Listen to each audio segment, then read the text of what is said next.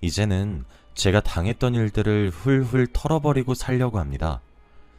저희 이야기를 들으시면 다들 기겁을 하실 거예요. 저도 처음에는 이게 꿈인지 생신지 분간이 되지 않았을 정도였습니다. 저는 아내와의 만남이 조금 독특했어요. 제가 그 당시에 저를 따라다니는 스토커가 있었습니다. 매일 발신번호 제한으로 뜨는 번호로 전화가 오고 문자도 매일 왔죠. 오늘 옷 예쁘네요.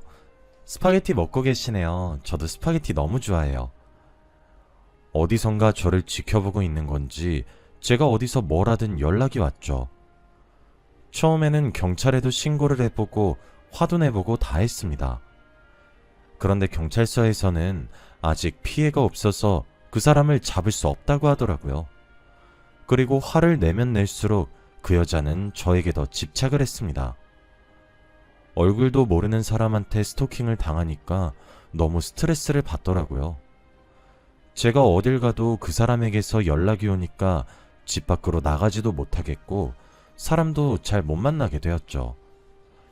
매일 집에 박혀 있고 그 사람이 저를 어디서 또 감시하고 있을까봐 두려움에 하루하루를 살았습니다. 정말 지옥 같고 사람이 너무 피폐해지더라고요. 그런데 이런 저를 도와준 사람이 바로 제 아내입니다. 아내는 저와 우연히 길거리에서 만났습니다. 제가 그 사람에게 스토킹을 당하고 집 밖으로 자주 나가지 않았는데 유일하게 나가는 시간이 출퇴근 시간이었어요. 그런데 그때 바쁘게 출근을 하다가 길거리에서 아내와 부딪혔고 아내는 제 옷에 커피를 쏟았죠. 그러다가 저한테 사례를 해준다며 전화번호를 받아갔습니다. 저희는 그렇게 만남이 시작되었습니다. 사례를 한다는 이유로 식사 자리를 가졌고 저희는 대화가 잘 통해서 금방 관계를 진전시킬 수 있었죠. 저랑 굉장히 잘 맞았습니다. 식성도 비슷하고 성격도 비슷하고 가치관마저도 똑같았죠. 아내와 만나면서 저를 여자로 만들면 아내 같은 사람이 되지 않을까 싶을 정도로 저와 아주 닮았습니다. 그러다 보니 연애하는 내내 편했고 이 여자만큼 저와 잘 맞는 사람이 있을까 싶었죠. 아내와 만나면서 변화한 것이 딱 한 가지가 있었어요.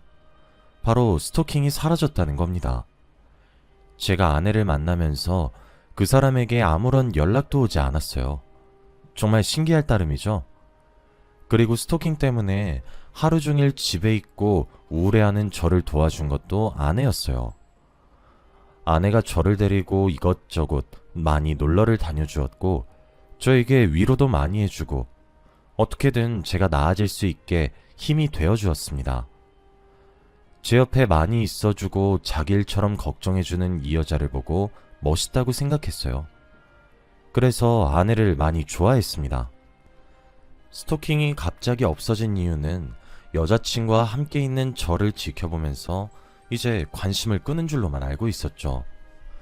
그렇게 행복한 연애를 했습니다. 정말 오래 만났고 결혼까지 계획에 있었어요. 둘 다 직장도 있고 경제적으로도 안정적이었기 때문에 미룰 이유가 없었죠.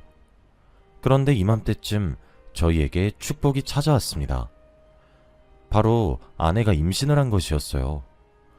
결혼하기 전에 한 임신이라 많이 놀라긴 했지만 그래도 결혼을 생각했던 사람이니까 아이를 낳기로 결정했습니다. 최대한 빨리 결혼식을 올렸고 속전속결로 저희는 부부가 되었죠. 아내는 딸을 낳았고 저희는 새 가족이 되었습니다. 이제 다른 가족들처럼 주말에는 소풍을 가고 놀이공원도 가면서 행복한 가정이 될 줄 알았어요. 집으로 퇴근을 하면 저를 반겨주는 딸과 아내를 볼 줄 알았죠.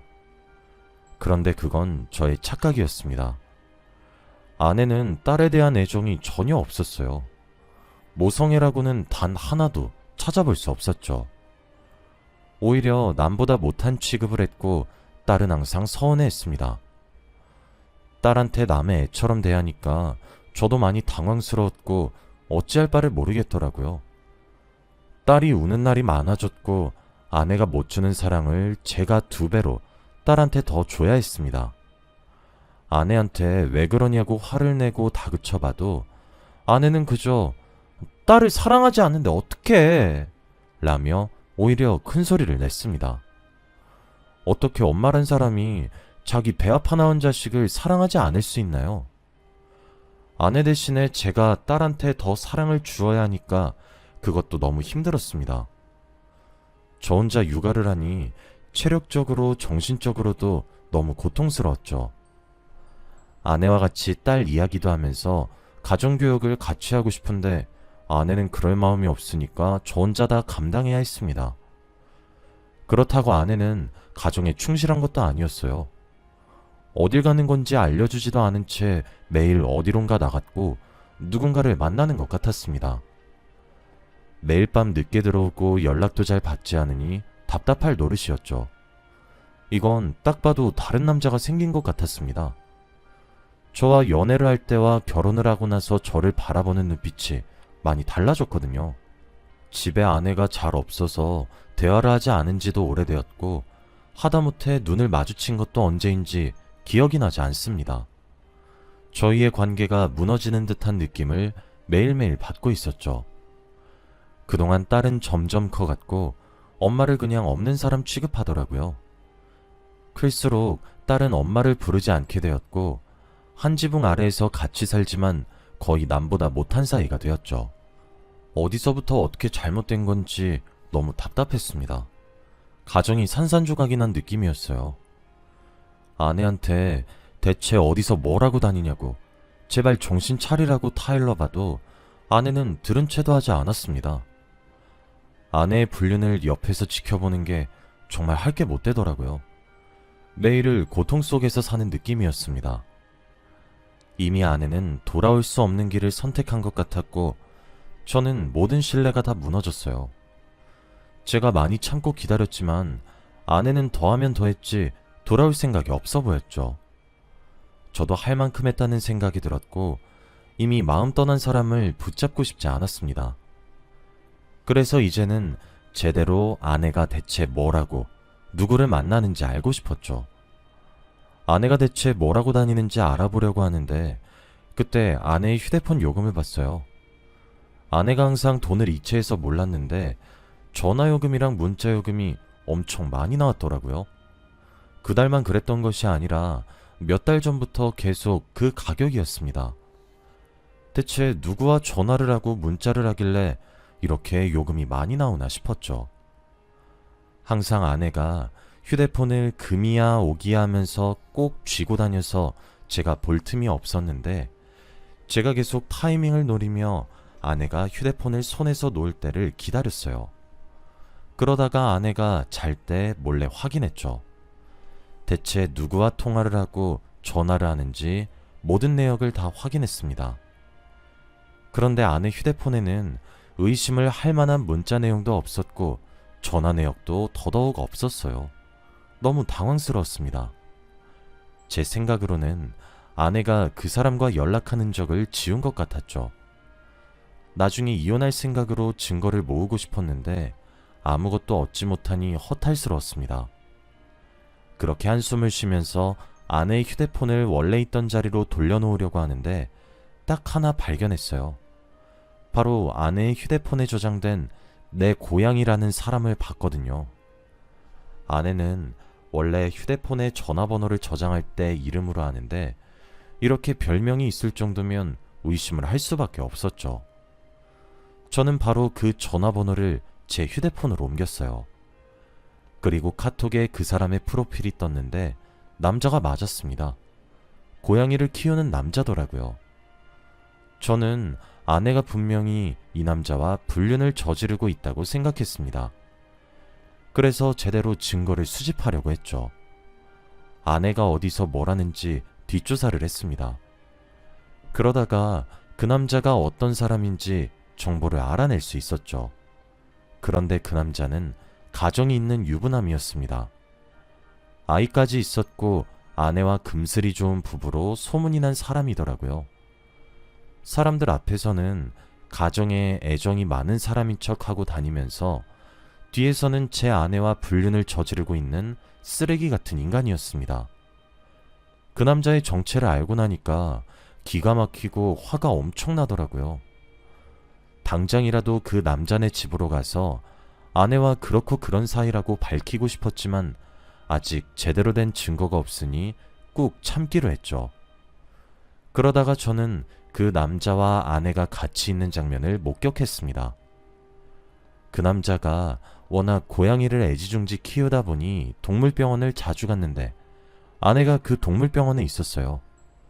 저는 그 순간 마음을 굳게 먹었습니다. 이제 정말 그 두 사람의 불륜을 확신하게 된 계기가 되었죠. 정말 참아보려고 했지만 저는 그 남자에게 선전포고를 하기로 결심했습니다. 며칠 뒤 저는 그 남자한테 개인적으로 연락을 해서 만나자고 했어요. 그 남자는 갑자기 모르는 남자가 만나자고 하니까 많이 당황스러워 하더라고요. 그러다가 제가 당신이 만나는 여자 남편 되는 사람이니까 만나서 긴히 이야기 좀 나누죠 라고 하니 그게 무슨 말이냐고 자신이 만나는 여자가 어딨냐며 말도 안 되는 소리를 해댔습니다. 말이랑 행동이 전혀 맞지 않았고 저는 그 남자의 말을 무시하고 막무가내로 문자로 장수할 시간을 보냈죠. 그 남자와 만나자마자 저는 제 아내와 관계를 정리하라고 했어요. 당장이라도 그만두지 않으면 가족들에게 다 알릴 거라고 하면서 말이죠. 그런데 갑자기 모르는 남자가 나타나서 이렇게 말을 하니 많이 당황을 하더라고요. 그게 무슨 말이냐며 자신이 누구와 관계를 정리해야 하냐는 말을 했습니다. 알고 있으면서 모른 척하는 그 남자를 보니 정말 얍삽한 놈이라고 생각했어요. 저한테 연락을 받았을 때도 너무 당황스러웠고 무슨 오해가 있는 것 같아서 그 오해를 풀려고 그 남자는 이 자리에 나왔다고 했습니다. 서로 계속 다른 말만 하고 있으니까 아무런 대화가 되지 않더라고요. 제가 그 남자한테 내 아내랑 만나고 있는 거 안다고 해도 그 남자는 자신이 가정이 있는데 무슨 다른 여자를 만나냐며 말도 안 되는 소리라고 했죠. 제가 착각하는 거라며 자신은 제 아내랑 아무 사이가 아니라고만 했습니다. 너무 답답하고 환장할 노릇이었죠. 아내 휴대폰에 내 고양이라고 저장된 사람이 바로 당신이고 동물병원도 같이 갈 정도면 그건 불륜 아니냐고 화를 냈지만 그 사람은 끝까지 모르겠다는 표정을 지었습니다. 대체 어떤 사람이 자신을 그런 별명으로 부르냐며 말도 안 된다고 했죠. 그리고 자신은 맹세코 다른 여자를 만나고 있지 않다고 했습니다. 증거가 이미 많은데 이렇게까지 아니라고 하니까 어떻게 해야 할지 모르겠더라고요. 그리고 제가 이렇게 나타나면 그 남자와 아내를 사이에 두고 싸울 줄 알았는데 전혀 그런 분위기가 아니었고 오히려 그 남자와 제가 서로 민망한 상황이 되었죠. 저는 그 남자의 말을 전혀 믿지 않았고 그 남자가 저를 가지고 장난치는 줄 알았습니다. 그래서 어떻게든 소송을 할 거고 사람들한테 다 까발릴 거라고 말을 했죠. 그 말을 하고 자리를 뜨려고 하는데 그 남자가 저한테 의외의 말을 했어요. 혹시 이거 그쪽 아내분 말투인가요? 저한테 자신의 휴대폰을 보여주었는데 저는 순간 깜짝 놀랐어요. 저한테 굉장히 익숙한 말투의 문자였습니다. 그리고 문자를 보낸 사람의 전화번호도 발신번호 제한으로 떴죠. 바로 제가 몇십 년 전에 스토킹을 당했을 때의 그 문자와 아주 비슷했습니다. 솔직히 마음속으로 정말 많이 놀랐고 잊고 있었던 그때의 기억이 떠올라서 괴로웠죠. 그 남자는 그 문자 내용을 보여주면서 안 그래도 요즘 스토킹을 당하고 있는데 혹시 자신을 스토킹하는 여자가 제 아내가 아니냐고 했습니다. 저는 그게 무슨 소리냐며 말도 안 되는 소리라고 화를 냈죠. 어떻게 제 아내를 그런 파렴치한 스토킹을 하는 여자로 만들 수 있냐고 했습니다. 그 남자는 제가 화를 내니 사과를 하긴 했지만 저는 진정이 되지 않았죠. 머릿속은 너무 복잡했고 집 가는 내내 머릿속에는 아내의 불륜과 그 남자가 주고받은 문자 내용이 계속해서 떠올랐어요. 그게 며칠 동안 계속 생각이 나서 일도 손에 안 잡히고 다른 데로 집중을 못 하겠더라고요. 대체 어떻게 된 건지 도저히 감이 잡히지 않았습니다. 제가 이러고 있어도 아내는 계속 어디론가 향했고 집에 잘 들어오지도 않았죠. 한 집에서 살아도 남처럼 지냈습니다. 저는 생각도 정리할 겸 집 대청소를 하기로 했어요. 며칠 내내 머릿속이 복잡했는데 대청소를 하면서 조금이라도 다른 생각을 해보기로 했죠. 정말 몇 시간 동안이나 대청소를 했어요. 그 집에서 살면서 한 번도 사람의 손길이 닿지 않은 곳까지 쓸고 닦았습니다. 그런데 청소를 하면서 충격적인 것을 발견하고야 말았습니다.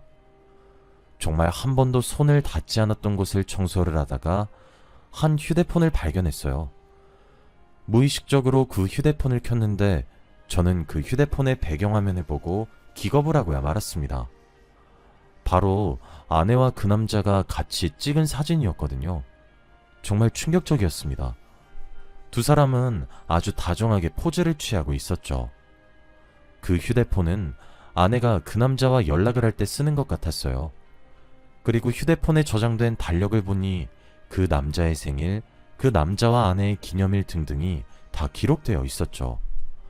아내의 숨겨진 휴대폰 덕분에 불륜을 확신할 수 있었습니다. 그 남자가 불륜 아니라고 그렇게 해명을 했다고 생각하니 너무 화가 나더라고요. 그리고 저는 그 남자와 아내에게 복수를 하기로 했어요. 이렇게까지 저를 가지고 놀았다고 생각하니까 복수를 제대로 하고 싶더라고요. 그래서 저는 그 남자 집으로 찾아갔습니다.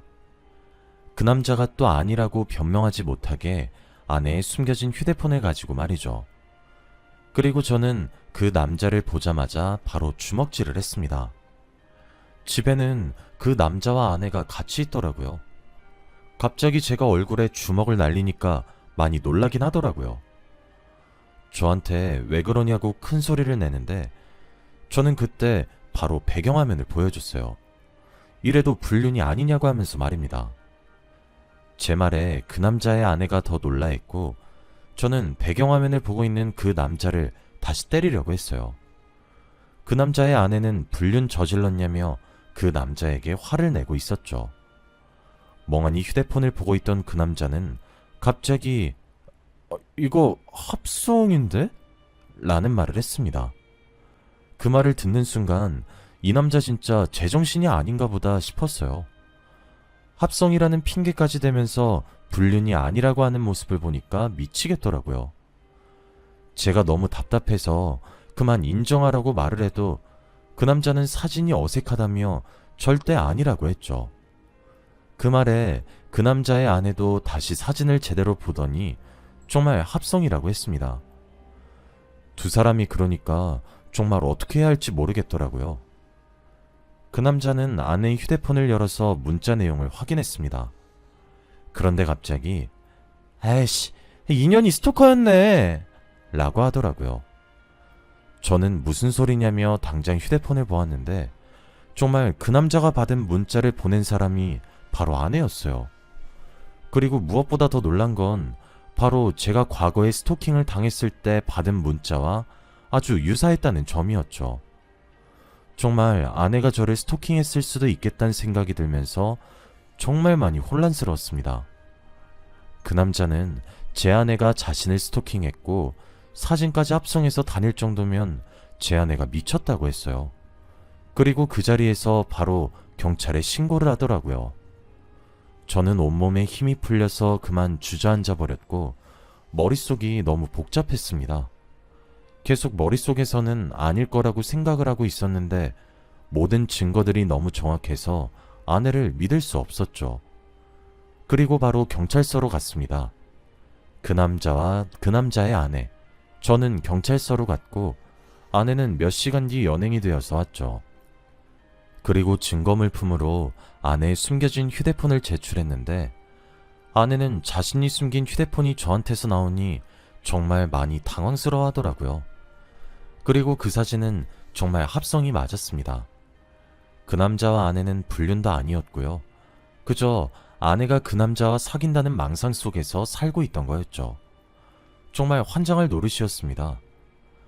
며칠 동안이나 조사를 받으면서 알게 된 충격적인 진실이 있었어요.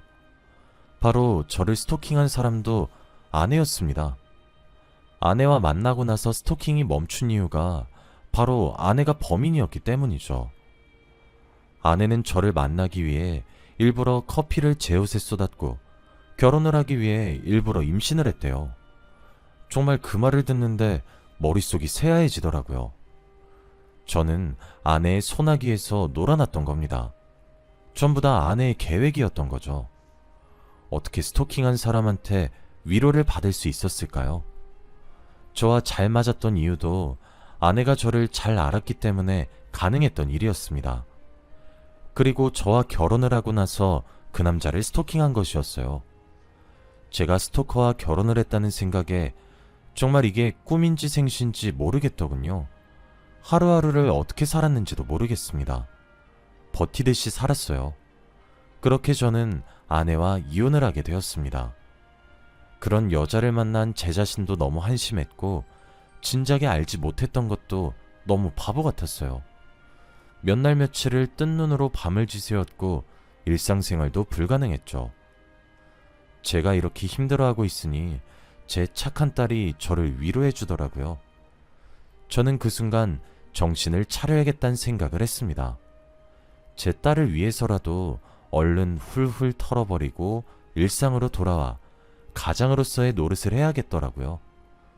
저는 그때부터 딸을 위해서 살기로 했습니다. 그런 쓰레기 같은 여자를 만난 건 정말 인생의 가장 큰 오점이지만 제 딸을 낳은 건 인생의 가장 큰 축복이니까 말이죠. 저는 딸을 보면서 하루하루 살아갈 낙이 생겼고 그래도 빨리 그 상황에서 빠져나왔습니다. 저희 부녀는 사이가 너무 좋았어요. 과거의 이야기는 절대 하지 않았고 처음부터 저와 딸만 있었던 것처럼 살다 보니 너무 행복하더라고요. 그렇게 지금까지 살고 있습니다. 지금 생각해보면 어떻게 저한테 이런 일이 생겼나 싶어요. 여러분들도 배우자 잘 알아보고 결혼하길 바랍니다. 저는 앞으로 평생 딸과 둘이서 살려고요. 다들 저의 이야기 들어주셔서 감사합니다.